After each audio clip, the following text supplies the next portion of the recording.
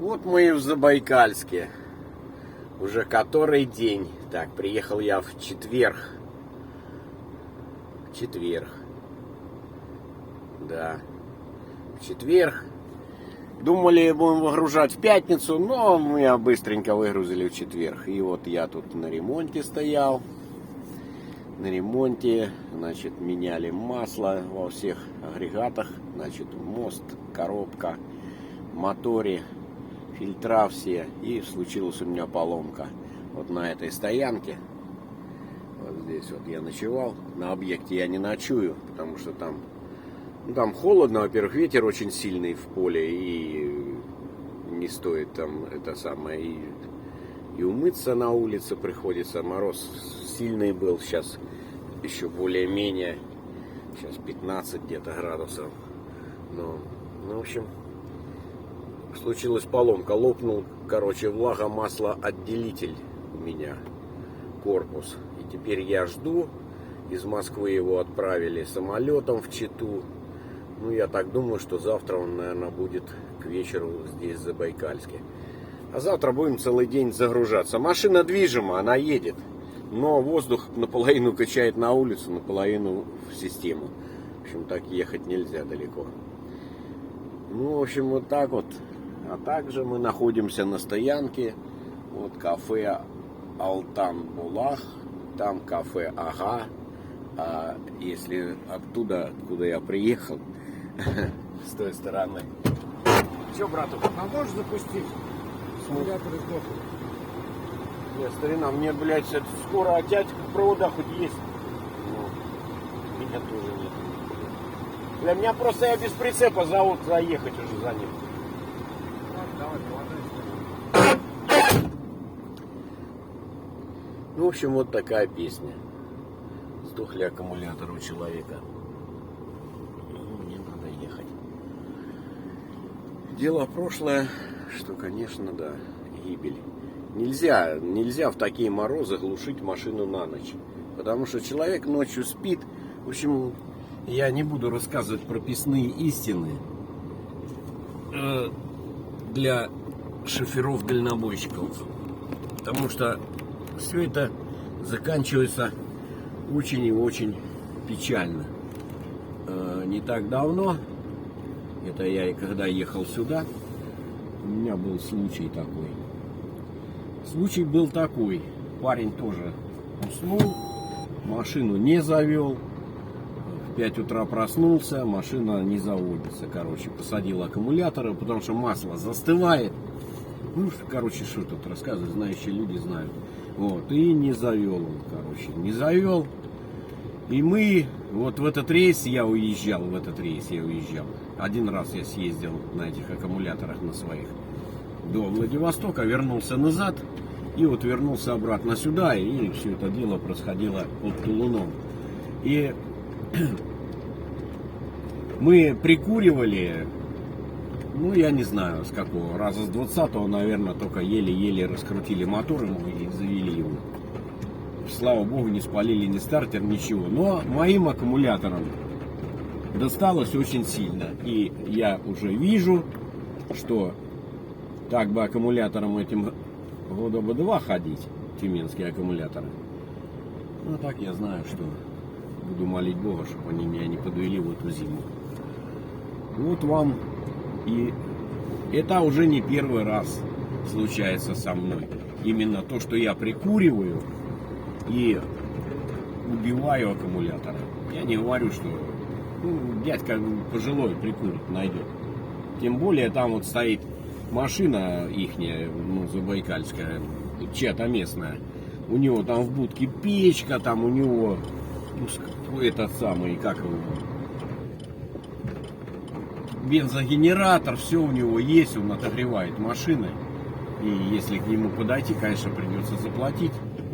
Он отогреет машину и заведет. Ну, не посчитайте, конечно, то, что я так вот раз и все. Ну, вы бы его, конечно, прикурили, но мои аккумуляторы убили бы до конца. Просто до конца. А вот окрестности Забайкальска. Здесь строится у них Дацан называется. Ну, короче, это храм.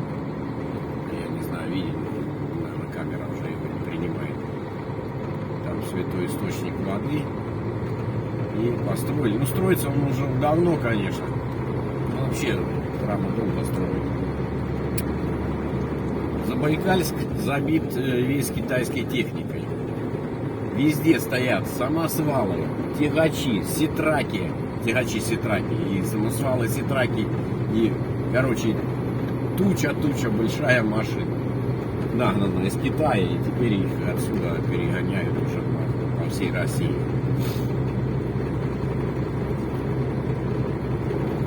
Ну, переночевали. Переночевали и поедем на объект. На нашем объекте будем подцеплять прицеп. Смажем седло. Осталось седло смажем. Зацепить прицеп. И потом прицеп загоним в теплый бокс на ночь, чтобы завтра в утряне расчехлить его и будем загружаться. Поедем в набережные Челны. В набережные Челны повезем свою технику уже с объекта. Так что здесь уже в Забайкальске работа наша заканчивается. Ну, может, до конца года еще тут база пробудет. Ну, до конца года, в смысле будущего года. Ну, а так, прогнозы такие, что весной уже, короче, все съедем отсюда. Куда-то в Красноярский край. Вот здесь вот рынок по правую руку, китайский. Кстати, на него надо будет завернуть, конечно. Посмотрим завтра. Загрузимся. Чем мне ждать это маслоотделитель, когда приедем, неизвестно. Так кажется, что самолетом быстро. Там еще на складе где-нибудь деловых линий проваляется. Куда его заберут. В общем, ладно, не будем прогнозировать. Будем действовать как вот есть. Есть вот так и будем действовать. Так, как же нам ехать? Лучше через переезд? Ну, я так думаю, что лучше, да, через переезд. Короче, слава богу, паровозов никаких нет, и он не закрыт. Потому что туда очень далеко сильно ехать. Есть большой виадук. Здесь мы интеллигентно проедем.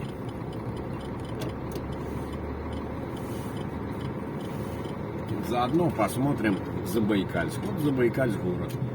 Это, ну, как поселок городского типа у него название. Так он город, конечно. Потому что здесь в основном все работает на переход пограничный. Железнодорожный крупный, очень крупный. И сухопутный, в смысле автомобильный. Это центральная улица начинается с Забайкальска. Вот она идет до конца, до упора, до границы. Так, нам бы поворот не проскочить. Поворот вот он. Поворот вот он. Поворачиваем направо. Ну а так, что тут? Ничего тут интересного особенно нету. Дома, короче. Все эти самые, как их, сталинских времен построены. Лачуги, короче. Все запущено, заброшено. Люди живут очень бедно. Богато, конечно, есть люди, которые живут. Но они к нашему, как говорится, сословию не относятся.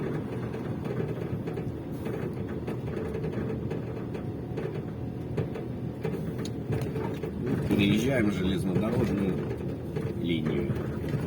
Если посмотреть влево, там Китай. Если посмотреть вправо, там Россия. А мы в пограничной зоне, кстати, находимся. Если быть точно.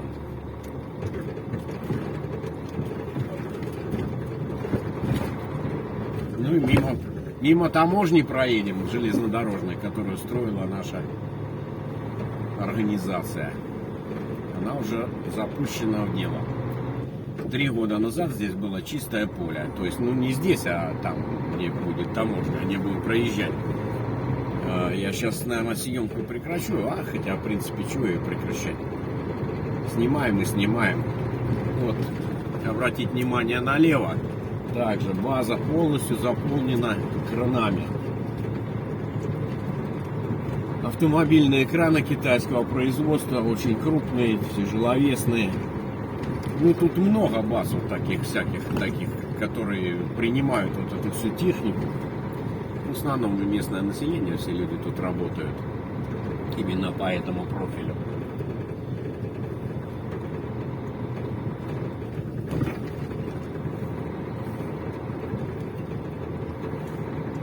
Сейчас будем проезжать база. Вот, кстати, вот этот, да, как его, грубо говоря, забор. Вот этот вот забор у нас ограждает именно, нет, вот там синяя, там таможня. Ну, там растамаживают груз китайский и загружают наши машины уже по всей России. Я там грузился на Новосибирск в том году, возил такие какие-то устройства для электростанции, для тепловой, ну, для ТЭЦа в Новосибирск. Когда для дожига топлива как-то какая-то форсунки там такие. Но они форсунки длиной одна во весь полуприцеп. Короче, в общем, несколько штук мне погрузили. Возила. Интересный был рейс у меня. Познакомился с хорошими людьми. Они сами настройщики и наладчики вот этой всей аппаратуры, живут в Иркутске. Я к ним заезжал. Вот, огрузился, вот, да, вот после железки, вот этой, после железной дороги. Вот мы как раз смотрим на эту базу. Вот это белое здание. Это и есть эта организация.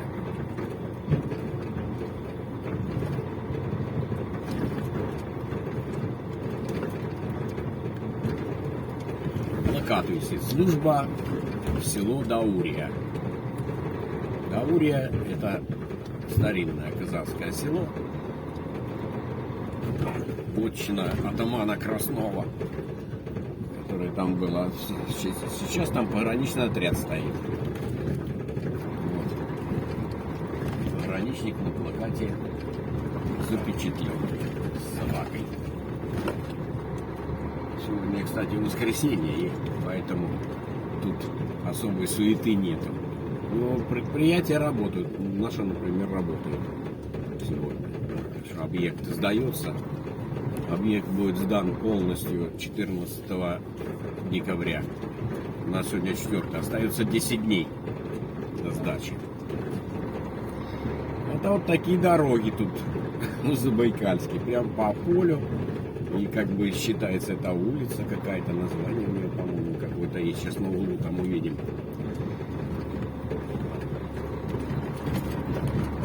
В общем, люди живут, жизнь не прекращается, жизнь идет, строится. Кстати, вот за тот период, который мы строили таможню, а там еще несколько организаций подрядчиков, и наши там вот тянули железнодорожную ветку, построили целый, как его называют, элеватор. Туда будет поступать зерно, оно там будет складироваться и потом перепродаваться также Поднебесное. А Поднебесное будет торговать дальше по всему миру. Я так думаю. Это мои мысли. А дальше там будет как непонятно. Все на голом месте взяли и построили. Там раньше просто была степь, поле. Ух ты, что там мне тут? Заряд батареи пропал. Нормально.